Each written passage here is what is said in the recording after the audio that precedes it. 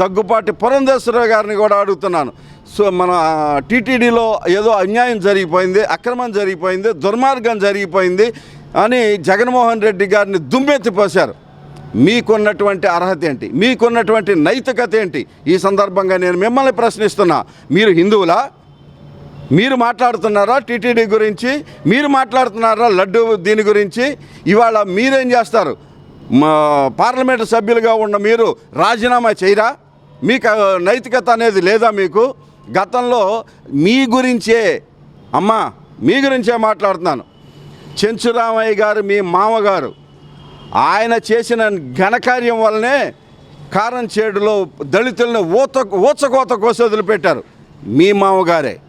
దానికి మీరు సిగ్గుపడండి, బాధపడండి, అంతే తప్ప మీరు అధికారంలో ఉన్నాం, నేను రాష్ట్ర అధ్యక్షురాలని, ఏది పడితే అది మాట్లాడతాను, జగన్మోహన్ రెడ్డి గారికి ఏం చేసినా సరే ఆయన కంటగట్టేస్తాను, ఇంకోళ్ళకి అంటగట్టేస్తాను అని అంటే మీకు అంటగట్టడానికి ఏమీ లేవనుకుంటున్నారా?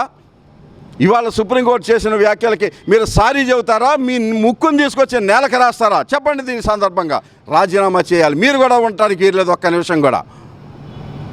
ఏ మాత్రమైనా సరే మీకు ఆలోచన, బుద్ధి, జ్ఞానాలు లాంటివి ఉంటే ప్రజల మనోభావాలతో మీరు ఆడుకోరు.